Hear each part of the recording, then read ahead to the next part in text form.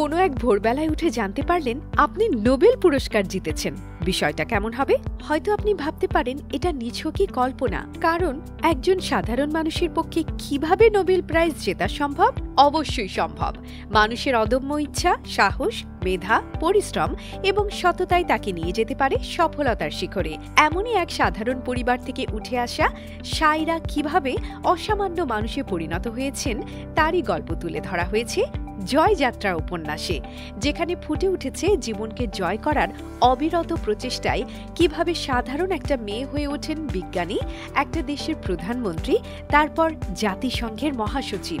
এত সব প্রশ্নের উত্তর পেতে পড়তে হবে জয়যাত্রা উপন্যাসটি। বইটি পড়ার পর আপনি আবিষ্কার করবেন নতুন আপনাকে, যেখানে খুঁজে পাবেন আত্মবিশ্বাস এবং পরিশ্রম করার মানসিকতা। তাই আজই সংগ্রহ করুন জয়যাত্রা উপন্যাসটি আর পথ চলা শুরু করুন নতুন কিছু জয় করার জন্য। বইটি পাওয়া যাচ্ছে অমর একুশে গ্রন্থমেলায় আগামী প্রকাশনী 9 নম্বর প্যাভিলিয়নে, অথবা অনলাইনে সংগ্রহ করতে পারেন রকমারি.com-এ।